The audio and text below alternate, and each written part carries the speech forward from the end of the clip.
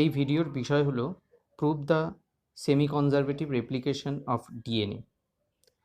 দেখো, DNA replication হচ্ছে DNA থেকে ডিএনএ তৈরিকে বলা হচ্ছে ডিএনএ রেপ্লিকেশন, যেটা সেল সাইকেলের এস ফেজে হচ্ছে। দেখো, প্রথম একটা ডবল স্ট্র্যান্ড ডিএনএ, এইভাবে তার দুটো স্ট্র্যান্ড কিন্তু একটার সাথে একটা আলাদা হয়ে যাচ্ছে।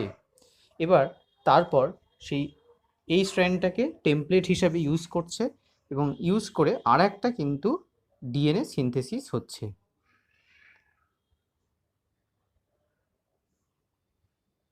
তাহলে এইটা হচ্ছে কিন্তু নিউলি সিনথেসাইজ স্ট্র্যান্ড।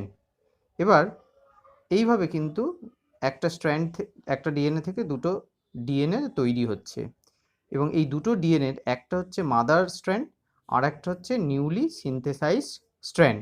এটাকেই বলা হচ্ছে semi conservative replication of DNA.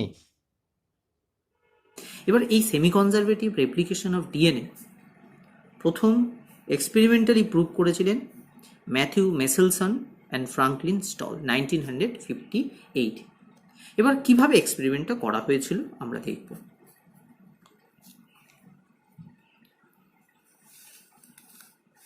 দেখুন, এটা হচ্ছে একটা বিকার নেওয়া হয়েছে,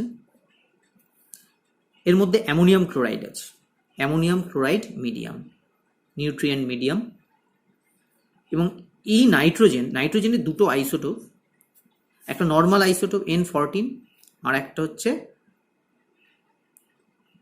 radio isotope N15, heavy isotope. এই নাইট্রোজেনটা হচ্ছে N15। এর মধ্যে ইকোলাই নেওয়া হলো, ইকোলাই, এবং এই ইকোলাইয়ের ডাবল স্ট্র্যান্ডেড ডিএনএ রয়েছে, যার দুটো স্ট্র্যান্ডই N14 দিয়ে তৈরি, যেখানে নাইট্রোজেন N14।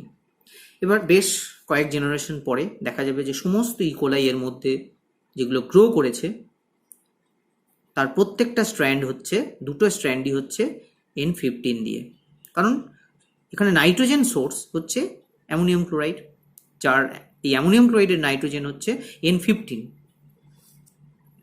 এবার ইকোলাই এই N15 দুটো স্ট্র্যান্ড, এরকম ইকোলাই থেকে কি করা হচ্ছে, তার ডিএনএটাকে এক্সট্রাক্ট করা হচ্ছে। ডিএনএ এক্সট্রাক্ট করা হলো, এক্সট্রাক্ট করার পরে একটা টেস্ট টিউব, সেই টেস্ট টিউবের মধ্যে সিজিয়াম ক্লোরাইড আছে, সেই সিজিয়াম ক্লোরাইডের মধ্যে ডিএনএ নিয়ে সেন্ট্রিফিউগেশন করা হচ্ছে, সেন্ট্রিফিউগেশন।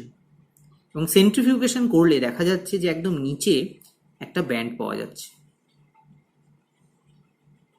যেটাকে বলছে হেভি ব্যান্ড।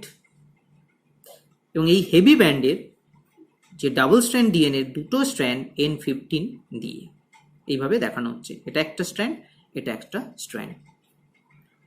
এবার এই ইকোলাইকে আর একটা বিকারের মধ্যে রাখা হচ্ছে, যে বিকারের মধ্যে অ্যামোনিয়াম ক্লোরাইড মিডিয়াম আছে, এবং এখানে অ্যামোনিয়াম ক্লোরাইডের যে নাইট্রোজেনটা হচ্ছে নর্মাল নাইট্রোজেন N14। তাহলে কি হবে, ঠিক 20 মিনিটস পরে এখানে ইকোলাই ব্যাকটেরিয়া দেওয়া হলো এবং ইকোলাই ব্যাকটেরিয়া এখানে গ্রো করছে। আফটার 20 মিনিটস কি করা হচ্ছে, ইকোলাই ব্যাকটেরিয়াটাকে ব্রেক করা হচ্ছে, ব্রেক করে তার থেকে ডিএনএ নেওয়া হচ্ছে, ডিএনএটাকে এক্সট্রাক্ট করা হচ্ছে। আবার একইভাবে এখানে সিজিয়াম ক্লোরাইডে সেন্ট্রিফিউগেশন করা হচ্ছে, এবং তখন দেখা যাচ্ছে যে এই হেভি ব্যান্ড যেখানে পাওয়া গিয়েছিল তার উপরে একটা লাইট ব্যান্ড, এটাকে বলছে মিডিয়াম ব্যান্ড পাওয়া যাচ্ছে, বা হাইব্রিড ব্যান্ড পাওয়া যাচ্ছে। কেন? দেখো, এবার এখানে প্রশ্ন হচ্ছে 20 মিনিটস পরে কেন ইকোলাইকে এক্সট্রাক্ট করা হচ্ছে। তার কারণ ইকোলাই যে ডিএনএ রেপ্লিকেশনের জন্য 20 মিনিট সময় লাগে। এবার যে ডিএনএ রেপ্লিকেশন, এর থেকে ডিএনএ রেপ্লিকেশন হয়ে আর একটা কপি যখন তৈরি হবে, তারপর কি করব, আমরা সেই ডিএনএটাকে এক্সট্রাক্ট করব এবং সিজিয়াম ক্লোরাইডে সেন্ট্রিফিউগেশন করব। এবার সেন্ট্রিফিউগেশন করলে কি হবে, দেখো, দুটো স্ট্র্যান্ড N15, এখানে মিডিয়াম ব্যান্ড পাওয়া যাচ্ছে, কারণ একটা স্ট্র্যান্ড N15 আর একটা স্ট্র্যান্ড হচ্ছে N14, কারণ এখানে যে নাইট্রোজেন সোর্স N14 ছিল। এবার আরেকটা স্ট্র্যান্ড যে তৈরি হয়েছে তার যে নাইট্রোজেন, একটা হচ্ছে মাদার স্ট্র্যান্ড, আর একটা যে নাইট্রোজেন স্ট্র্যান্ড যে ডিএনএ স্ট্র্যান্ড, তার নাইট্রোজেন সোর্স এখানে ছিল অ্যামোনিয়াম ক্লোরাইড নর্মাল N14, এবং সেটা হচ্ছে N14, ফলে মিডিয়াম ব্যান্ড পাওয়া গেছে। এবার সেম ওয়েতে 40 মিনিট পর একইভাবে ডিএনএ এক্সট্রাক্ট করা হচ্ছে। ডিএনএ এক্সট্রাক্ট করে তা সেন্ট্রিফিউগেশন করা হচ্ছে সিজিয়াম ক্লোরাইডে, এবং সেখানেও একটা কিন্তু মিডিয়াম ব্যান্ড পাওয়া যাচ্ছে, মিডিয়াম ব্যান্ড। তার সাথে কি উপরে মিডিয়াম ব্যান্ডের উপরে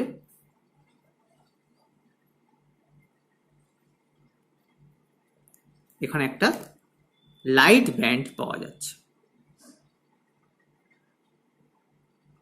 এবার দেখো কেন এরকম হলো। দেখো ডিএনএ রেপ্লিকেশন তিনটে প্রসেসই হতে পারে। একটা হচ্ছে কনজারভেটিভ ওয়ে, সি দিয়ে লিখলাম, ডাবল স্ট্র্যান্ড ডিএনএ।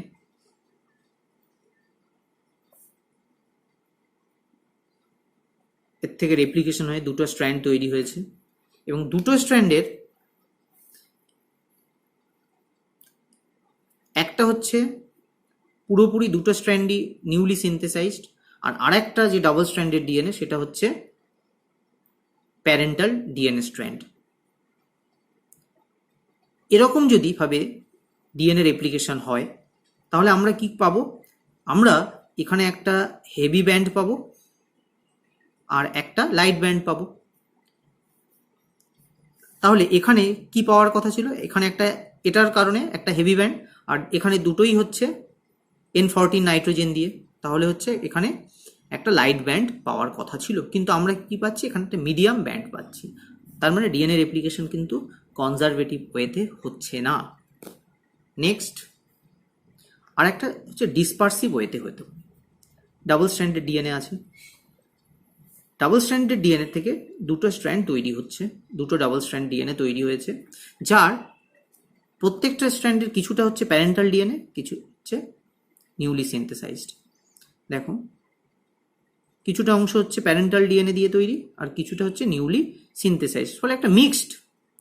তাহলে এখানে কি ব্যান্ড পাওয়ার কথা ছিল? এখানে দুটো মিলে একটা মিডিয়াম ব্যান্ডের পাওয়ার কথা কিন্তু ছিল।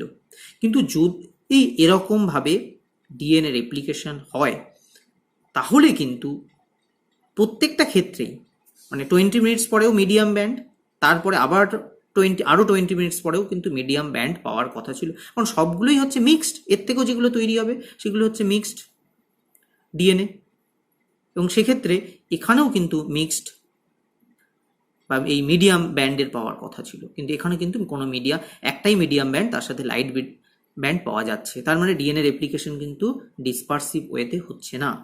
নেক্সট হচ্ছে সেমি কনজারভেটিভ ওয়েতে। সেমি কনজারভেটিভ দেখো এই হচ্ছে ডাবল স্ট্র্যান্ডেড ডিএনএ, যেখানে দুটো স্ট্র্যান্ড আলাদা হয়ে গেল, সেপারেট হয়ে গেল। এবার এটাকে টেমপ্লেট হিসাবে ইউজ করে আর একটা স্ট্র্যান্ড সিনথেসাইজড হচ্ছে। তাহলে এরকমভাবে যদি সিনথেসাইজড হয় তাহলে এটা কি এর একটা স্ট্র্যান্ড, এই ডিএনএর একটা হচ্ছে হেভি ব্যান্ড, এই একটা হচ্ছে N15 দিয়ে, আর একটা হচ্ছে নিউলি সিনথেসাইজ যেটা N14। তাহলে এখানে কিন্তু আমরা একটা মিডিয়াম ব্যান্ড পাবো। এখানে দেখো আমরা মিডিয়াম ব্যান্ড পেয়েছি। এবার এটা 20 মিনিটস পরে, এবার 40 মিনিটস পরে কি হবে? দেখো 40 মিনিটস পরে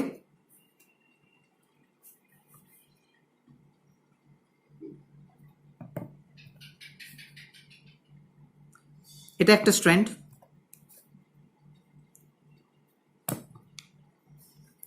আর একটা হচ্ছে এটা। এবার এটা থেকে যদি সেমি কনজারভেটিভ ওয়েতে হয় তাহলে এটা সেপারেট হয়ে গেল, এই স্ট্র্যান্ডটা, এটাও সেপারেট হয়ে গেল, আর একটা নিউলি সিনথেসাইজড ডিএনএ, আর একটা স্ট্র্যান্ড সিনথেসাইজড হলো। একইভাবে সেম ওয়েতে এখানেও এই স্ট্র্যান্ডটা সেপারেট হয়ে গেল, আর একটা স্ট্র্যান্ড সেপারেট হয়ে গেল। এবার এখানে আর একটা স্ট্র্যান্ড সিনথেসাইজড হলো, এখানেও আর একটা স্ট্র্যান্ড সিনথেসাইজড হলো। ফলে কি হচ্ছে, এখানে দেখো এই দুটো স্ট্র্যান্ডের কারণে আমরা একটা কিন্তু মিডিয়াম ব্যান্ড পাবো, যেটা এখানে পেয়েছি, এই মিডিয়াম ব্যান্ড। এরপরে দেখো এখানে লাইট ব্যান্ড, আর এখানে লাইট, এই এখানেও যে ডিএনএ আর এখানে এই দুটো ডিএনএ কিন্তু দুটো স্ট্র্যান্ডই N14 দিয়ে তৈরি,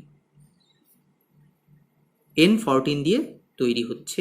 কারণ আমি যে অ্যামোনিয়াম ক্লোরাইড এখানে, সেটা হচ্ছে N14 নর্মাল অ্যামোনিয়াম ক্লোরাইড দিয়েছি, যার নাইট্রোজেনের আইসোটোপ হচ্ছে N14। ফলে এখানে কিন্তু এই নিউলি সিনথেসাইজ স্ট্র্যান্ডের যে দুটো স্ট্র্যান্ডই N14 দিয়ে তৈরি, এবং এটা হচ্ছে সিজিয়াম ক্লোরাইডে এর ডেন্সিটি গ্রেডিয়েন্ট করলে দেখা যাবে এই দুটোর কারণে লাইট ব্যান্ড পাওয়া যাচ্ছে, যেটা মিডিয়াম ব্যান্ডের কিন্তু ডাবল। এরপর যদি আমি আরও 20 মিনিটস পরে ডিএনএ রেপ্লিকেশন করি এবং একইভাবে সিজিয়াম ক্লোরাইডের মধ্যে যদি ডেন্সিটি গ্রেডিয়েন্ট দেখি, তাহলে কিন্তু সেখানে মিডিয়াম ব্যান্ড, দেখো এই মিডিয়াম ব্যান্ডটা এটার কারণে এবং এটার কারণে মিডিয়াম ব্যান্ডটা পাবো N15 এর কারণে। এখানে একটা N15 আছে, N14 আছে, এখানেও দেখো N15 আছে, N14, এই দুটোর কারণে হচ্ছে আমরা মিডিয়াম ব্যান্ড পেয়েছি। এবং এই দুটো এই মিডিয়াম ব্যান্ড পাবো 60 মিনিটস পরে, এবং এই N14 যেটা লাইট ব্যান্ড সেটার কিন্তু পরিমাণটা আরও বাড়তে থাকবে। এইভাবে যত আমরা 20 মিনিটস পরে ডিএনএ রেপ্লিকেশন দেখব এবং সেই ডিএনএটাকে এক্সট্রাক্ট করে যদি সিজিয়াম ক্লোরাইডে সেন্ট্রিফিউগেশন করি, তাহলে N14 এর এই লাইট ব্যান্ডের স্তরটা কিন্তু আস্তে আস্তে মোটা হয়ে যাবে, চওড়া হয়ে যাবে, আর মিডিয়াম ব্যান্ডটা থাকবে। তাহলে এর থেকে বোঝা যাচ্ছে কি ডিএনএ রেপ্লিকেশন হচ্ছে সেমি কনজারভেটিভ ওয়েতে হচ্ছে। সেমি কনজারভেটিভ ওয়ে মানে একটা ডাবল স্ট্র্যান্ডেড ডিএনএ আছে, সেই double stranded DNA during DNA replication প্রত্যেকটা স্ট্র্যান্ড আলাদা হচ্ছে, এবং এটা হচ্ছে টেমপ্লেট হিসাবে ইউজ হচ্ছে। টেমপ্লেট স্ট্র্যান্ড কি, এটাকে দেখে এর কমপ্লিমেন্টারি যে স্ট্র্যান্ড সেটা কিন্তু তৈরি হবে, এর কমপ্লিমেন্টারি স্ট্র্যান্ড এটা, এবং এইভাবে ডিএনএ রেপ্লিকেশন হয়।